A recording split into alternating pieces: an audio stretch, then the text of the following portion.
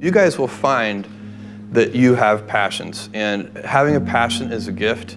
I think we all have passions, and you don't get to choose them, they pick you, but you have to be alert to them. You have to be looking for them. And when you find your passion, it's a fantastic gift for you because it gives you direction, it gives you purpose.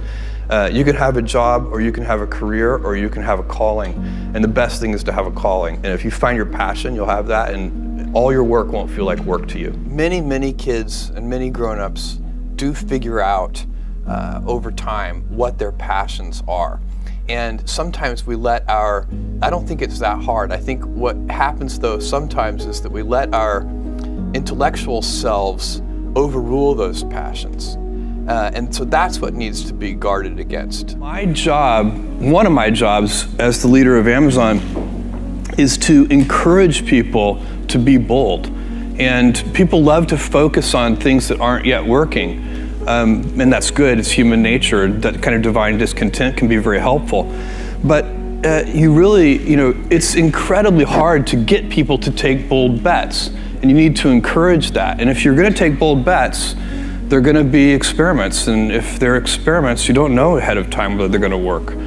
Experiments are by their very nature prone to failure, but a few big successes compensate for dozens and dozens of things that didn't work.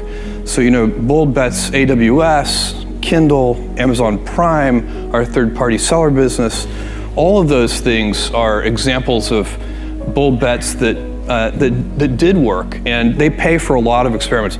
I've made billions of dollars of failures at Amazon.com, literally billions of dollars of failures. And you might remember Pets.com or Cosmo, or give myself a root canal with no anesthesia very easily.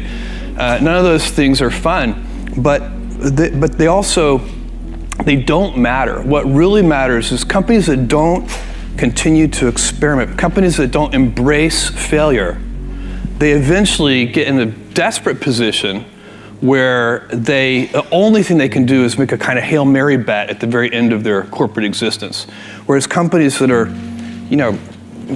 making bets all along, even, big bets, but not bet the company bets. I don't believe in bet the company bets.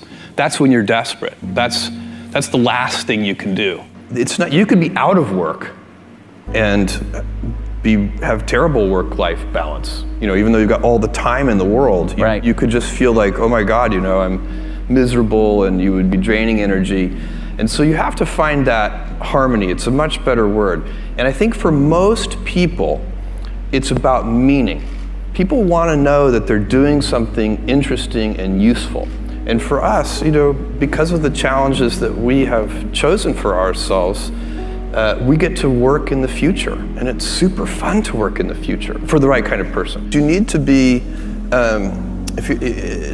nimble and robust. So you need to be able to take a punch, and you also need to be quick and innovative and doing new things at a high speed. That's the best defense against the future.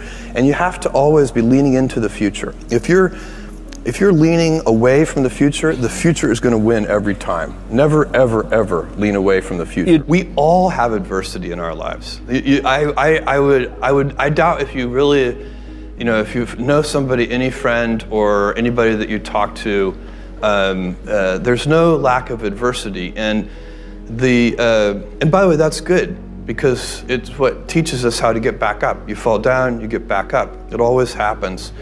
And you get certain gifts in life, and you want to take advantage of those. But I guess my advice on adversity and success would be to be proud not of your gifts, but of your hard work and your choices.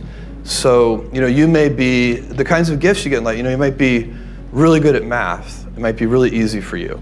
That's a kind of gift. But practicing that math and taking it to the next step, that could be very challenging and hard, and take a lot of sweat. That's a choice. You can't really be proud of your gifts because they were given to you. You can be grateful for them and thankful for them. But your choices you choose to work hard. You choose to do hard things. Those are choices that you can be proud of. Being an inventor requires, because the world is so complicated, you have to be a domain expert. I mean, in a way, even if you're not at the beginning, you have to learn enough so that you become a domain expert. But the danger is once you become a domain expert, you can be trapped by that knowledge. And so inventors have this paradoxical ability to have that 10,000 hours of practice and be a real domain expert and have that beginner's mind. Have that look at it freshly, even though they know so much about the domain. And that's the key to inventing. You have to have both. And I think that is intentional. I think all of us have that inside of us, and we can all do it, but you have to be intentional about it. You have to say, yeah, I am going to become an expert, and I'm going to keep my beginner's mind. You can't skip steps. You have to put one foot in front of the other. Things take time. There are no shortcuts. And but you want to do those steps with passion and ferocity. It's easy to have ideas. It's very hard to turn an idea into a successful product. There are a lot of steps in between, and it takes persistence, relentlessness. So I always tell people who think they want to be entrepreneurs, you need a combination of stubborn relentlessness and flexibility. And you have to know when to be which. And basically you need to be stubborn on your vision, because otherwise it'll be too easy to give up. But you need to be very flexible on the details, because as you go along pursuing your vision, you'll find that some of your preconceptions were wrong, and you're going to need to be able to change those things. So I think taking an idea successfully all the way to the market and turning it into a real product that people care about and that really improves people's lives is a lot of hard work. Don't try to chase what is kind of the hot passion of the day.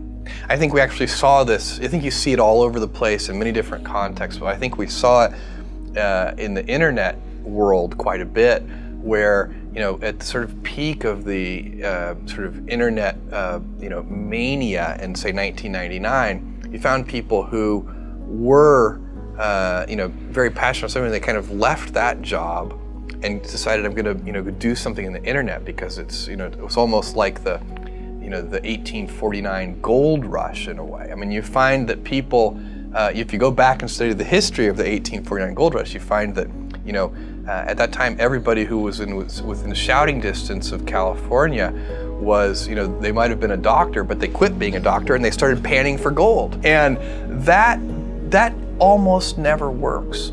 And even if it does work, according to some metric, financial success or whatever it might be, I suspect it leaves you ultimately unsatisfied. So you really need to be very clear with yourself.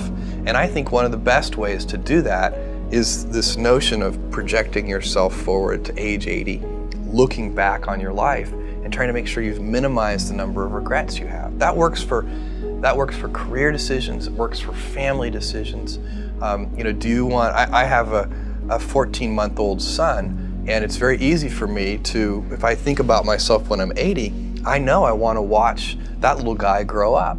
And so I don't want to be 80 and think, shoot, I missed that whole thing, and I don't have the kind of relationship with my son that I wished I had, and so on and so on. So if you think about that, so I guess another thing that I would recommend to people is that they always take a long-term point of view. And I think this is something about which there's a lot of controversy. There's a lot of people, and I'm just not one of them, believe that you should live for the now. I think what you do is you think about the great expanse of time ahead of you and try to make sure that you're planning for that in a way that's going to leave you ultimately satisfied.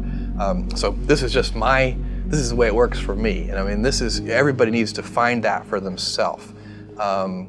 So I think there are a lot of paths to satisfaction, and you need to find one that works.